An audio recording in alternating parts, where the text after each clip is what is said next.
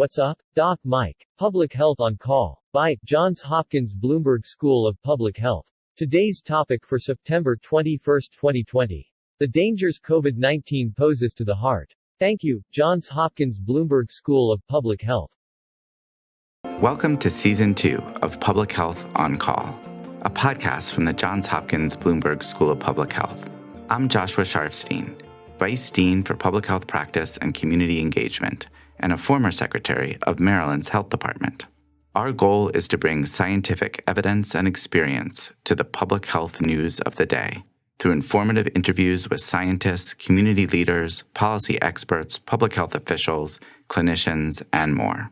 If you have ideas or questions for us to cover, please email us at publichealthquestion@jhu.edu. That's publichealthquestion@jhu.edu for future podcast episodes. Today, I speak to Dr. Nisha Gilhotra, an assistant professor in the Division of Cardiology at Johns Hopkins. Dr. Gilhotra is a cardiologist and an expert in myocarditis, and we speak about the dangers that COVID-19 poses for the heart. Let's listen. Dr. Gilhotra, thank you so much for joining me. Can you explain how the coronavirus affects the heart? What are the main things people are worried about? Yeah, thank you, Dr. Sharfstein, for having me and to discuss this important topic. So we're learning more and more about how coronavirus affects the heart, and it appears to be a multifaceted mechanism. Clinically, this can present with three primary presentations. There's the presentation where it can look very much like a heart attack. The second presentation is a cardiomyopathy or weakening of the heart muscle, and that can either be a transitory stress response called stress cardiomyopathy, or it can actually be something more inflammatory in nature called myocarditis. And so those are the main ways in which we think that coronavirus affects the heart. The mechanisms of which have included direct viral mediated toxicity of the myocytes, or a response to the systemic cytokine storm that occurs. So let me just ask you a little bit about the heart attack situation. Why would a virus that is primarily affecting the lungs also be causing heart attacks? Yeah, that's a great question. One of the mechanisms that the virus uses to enter the lungs, those ACE2 receptors, they live in the heart as well. And so that's where the thought is that the virus can affect the heart directly as well. And there's a lot of study going into not only the heart muscle, but the blood vessels that can be involved as well. The other thing that coronavirus has been shown to do is cause increased clots. And these can lead to things like pulmonary embolism. And the thought is that this could also lead to clots within the arteries of the heart. Which is basically what you see in a heart attack. Yeah. Mm-hmm. And then the second one you talked about, the second path was cardiomyopathy, a weakening of the heart muscle. Have you seen that in the hospital in patients? Yeah, that's a great question. So, of course, the patients who are presenting to the hospital are sick or very symptomatic patients who require hospitalization, oftentimes ICU level care. And in that cohort of patients, we're certainly seeing transient drops in their heart function. So a cardiomyopathy, weakening of the heart muscle, that in many cases recovers with time after supporting their lungs and supporting their heart and treatments and supportive treatments. So that is the stress cardiomyopathy portion of things. This phenomenon of stress cardiomyopathy can also be seen in other severe illnesses, as well as anything that causes a catecholamine surge. So neurologic injury, for example, has been implicated in what we call stress cardiomyopathy as well. And so it's yet to be learned when you now combine stress cardiomyopathy with the morbidity that comes with a severe coronavirus illness as well, what the outcomes are there. But we certainly are seeing this. Got it. So for the heart attack, that's probably treated similar to heart attacks are outside of coronavirus. And then for this cardiomyopathy, you have some experience dealing with it from other conditions. Is the recovery usually expected from it? If somebody is very sick with the coronavirus in the hospital and they get this weakening of the heart muscle, what are their chances for the future? Yeah, that's a great question. So for stress cardiomyopathy in general, it's very characteristic for it to be a transient process. Some patients may recover their heart function in 48 hours. Some may take several weeks to recover. Got it. Then there's this third category. And I think that is where I want to ask, a little bit more, because the myocarditis is what there have been some studies suggesting that maybe quite a lot of people with coronavirus may have this inflammation of the heart muscle. And this is the condition that some athletes have been diagnosed with and are now sitting out their seasons, for example, because of this. And there's a fear about what myocarditis is in the context of the coronavirus. Can you explain a little bit how you're thinking about that right now? Sure. So I think taking a step back, myocarditis is a generic process that causes inflammation of the heart muscle. And it can be due to a number of things, from toxins or medications all the way to the common cold, causing a viral infection. And actually viral infections are the most common cause of myocarditis. And so there certainly has been myocarditis implicated in coronavirus as well. And, where the evidence here is evolving. The gold standard for diagnosing myocarditis is actually looking at heart tissue. So whether it's through a heart biopsy or on autopsy reports.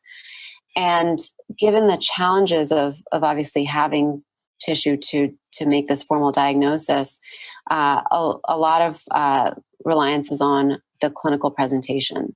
Symptoms such as chest pain, palpitations, arrhythmias, and then findings on EKG, serum biomarkers of cardiac injury such as troponin, which has actually been reported to be elevated in 20% or more of coronavirus patients who are hospitalized. And then imaging such as echocardiography and MRI. So we, in terms of thinking about myocarditis in coronavirus, it's certainly plausible that the virus causes inflammation directly in the heart. As I mentioned before, there's something called a cytokine storm, and the cytokines activate T cells, which can then mediate toxicity directly to the cells of the heart. And there's several centers exploring the immunologic characteristics of COVID-related myocarditis and how that might differ from other causes of myocarditis.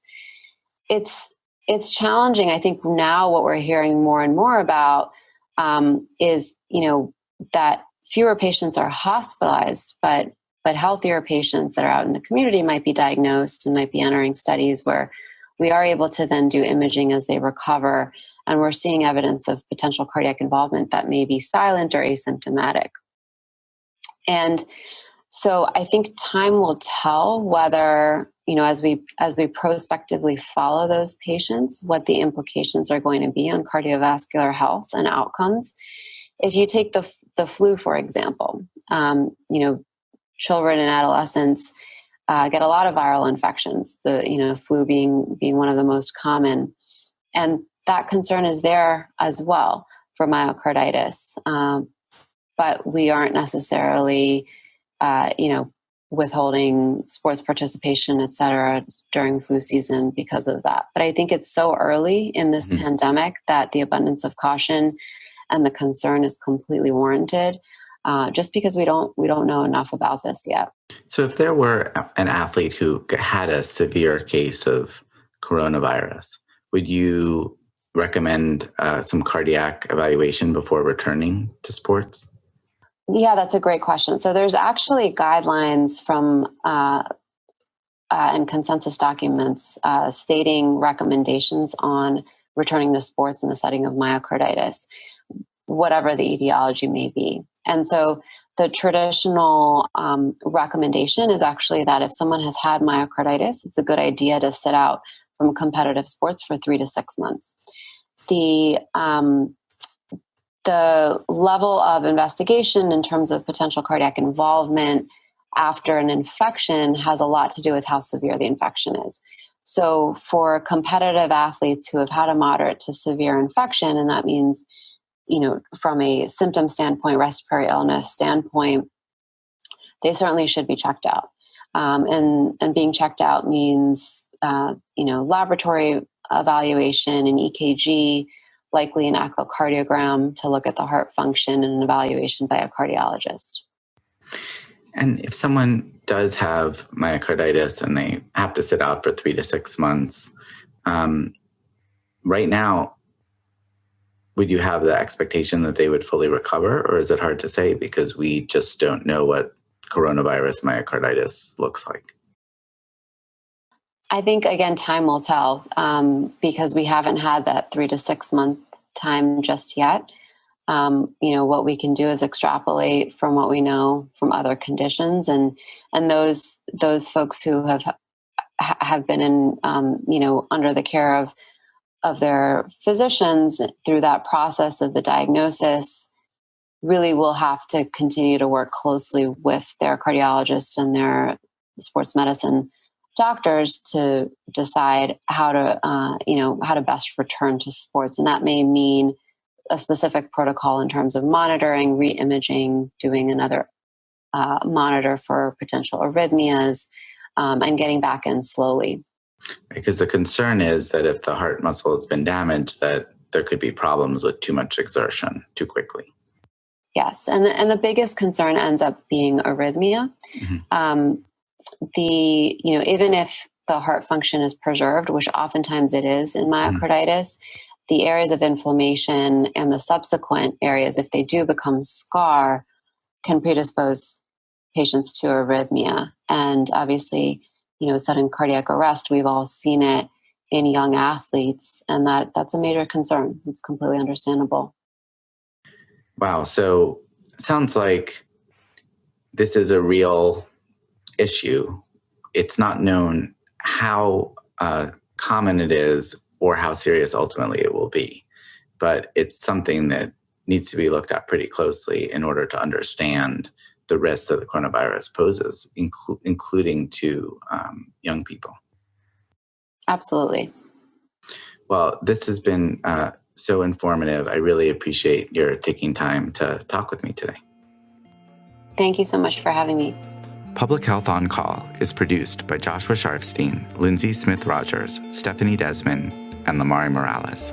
Audio production by Spencer Greer, Niall Owen McCusker, Cian Oates, and Matthew Martin, with support from Chip Hickey. Distribution by Nick Moran. Thank you for listening.